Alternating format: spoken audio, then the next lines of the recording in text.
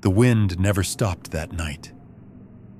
It screamed across the highway like something alive, hurling snow against the windshield until the world outside disappeared in white static.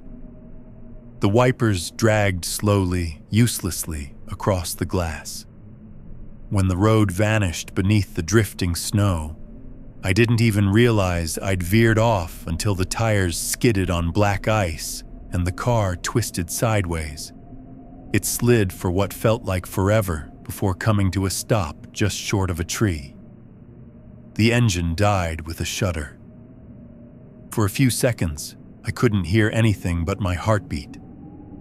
A dull ringing filled my ears. My breath fogged the air inside the car. I tried the ignition again. Nothing but a dry click, then silence.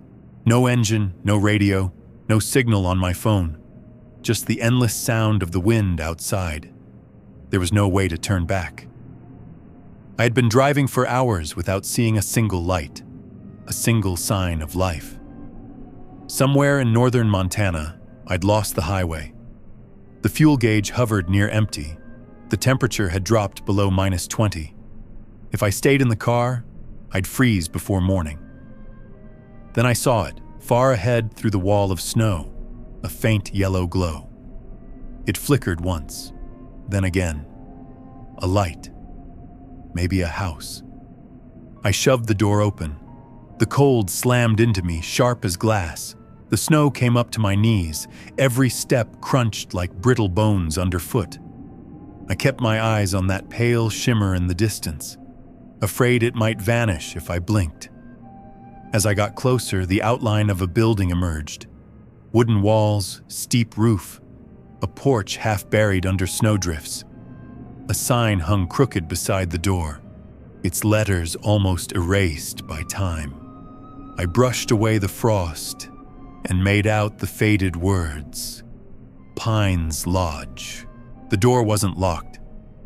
It groaned as I pushed it open, a sound too human to be just hinges.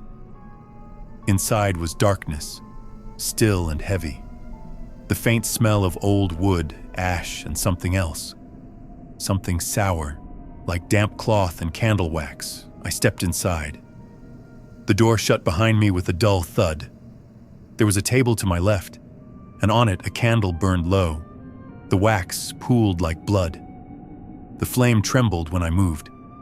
Someone had been here, or maybe still was. "Hello?" I said. My voice fell flat. The house swallowed the sound whole. The floorboards creaked under my boots. Dust clung to every surface. On the far wall hung a line of photographs, black and white portraits in cracked glass frames. Men, women, children, none of them smiling. All their eyes seemed to be looking slightly to the left, toward something that wasn't in the picture. A faint sound came from above, a single thud, like a footstep. Then silence. I froze, holding my breath. The candle's flame swayed. My pulse pounded in my ears. I told myself it was the house settling, nothing more. But the sound had weight to it, slow, deliberate. I found a flashlight in my coat pocket, switched it on, and swept the beam across the hallway. The light sliced through the dust and landed on a staircase. The railing was warped and splintered. I hesitated. The air upstairs seemed thicker somehow, as if the darkness there had mass. Still, I climbed. Each step groaned, complaining under my weight. The higher I went, the colder it got. My breath came out in white bursts. At the top of the stairs, the hall stretched out, narrow and uneven. There were doors on either side. Most were closed. One, at the far end, stood half open, leaking a faint orange glow. I walked toward it. The boards beneath my feet flexed and whispered.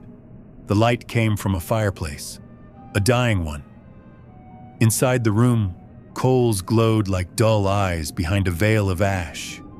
A single armchair sat facing the hearth. I thought for a moment, that someone was sitting in it. When I got closer, I saw it was empty. Only the impression of a body remained in the dust on the cushion and on the armrest, the shape of a hand. The print was fresh. The warmth that lingered in the room began to fade. My skin prickled. I could see my breath again. I turned slowly toward the door. There was nothing there, just the dark hall stretching back into the unknown. Then I heard it. Footsteps. They came from the corridor. Slow, heavy, deliberate. I couldn't tell if they were moving toward me or away. I raised the flashlight. The beam cut through empty space. The sound stopped. The silence that followed was worse. Then, soft, right behind me, the sound of breathing. I spun around. No one. Only the chair, the dead fire, the handprint still pressed into the armrest. I forced myself to move, to get out of that room, to breathe. The corridor seemed longer now. The photographs on the walls looked different. The faces had changed. The eyes that once looked aside now stared directly at me. Some of the faces were missing altogether, their outlines smudged into gray shadows. At the end of the hall was another door, slightly ajar. I pushed it open. The room beyond was small. A bed, a dresser, a mirror. The window was cracked, snow piling up on the sill. I walked to the mirror. For a moment, seeing my reflection felt reassuring. But then I noticed it wasn't moving when I did. My reflection stood still. Its face was pale, lips curled into something like a smile. My stomach clenched. Slowly, the reflection tilted its head, though I hadn't moved. The air seemed to vibrate, humming faintly, like a wire under tension. I stepped back, and the reflection took one step forward. Something moved behind me. A shift in the air, a whisper of cloth. I turned. There, in the corner by the door, a shape. Tall, thin, rippling like smoke. No face, no eyes, only a form built of darkness itself. The flashlight flickered. I backed away, but the shadow moved closer. Its presence pressed against me, cold and silent. I ran.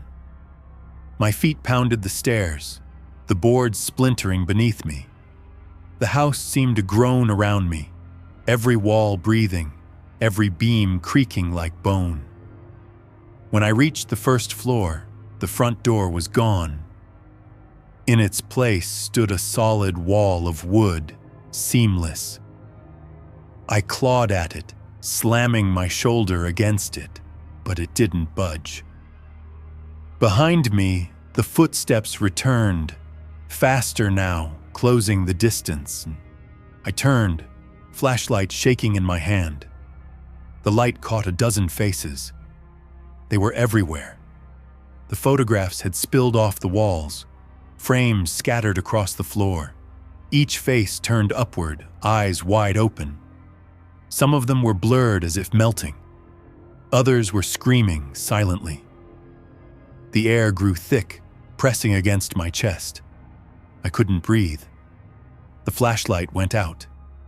In the blackness, I felt the floor pulse beneath me, slow and rhythmic, like the heartbeat of something massive buried beneath the house. Then a voice, soft, inside my head, not spoken but heard, said, "Stay." I don't know how long I stood there. Maybe minutes, maybe longer. My body felt frozen in place. The voice faded, replaced by the creak of the floor, the hiss of the wind returning. When I finally found the strength to move, the door was there again, hanging open. Outside, dawn had started to bleed across the horizon. The snow had stopped. The world looked almost peaceful, untouched. I stepped into the cold air, gulping it down like water. Behind me, the house loomed, silent, its windows dark. The chimney still smoked faintly, a thin gray thread against the sky. I walked back the way I'd come. The car was half buried in snow, door slightly open. Inside, on the driver's seat, someone had left a candle, burned nearly to the base. A thin trail of smoke curled from the wick. I wiped the frost from the windshield and froze. There on the glass, a handprint. Fresh. I turned toward the house. The windows were black except for one on the upper floor. A shape stood there, still as a statue watching me. As I stared, it tilted its head. I didn't wait. I got in the car, turned the key. The engine started on the first try. I drove without looking back, eyes fixed on the endless road. When I finally reached the main highway, I saw a weather-beaten sign half buried in the snow. The wood was cracked, the paint peeling, but I could still read the faded letters. Welcome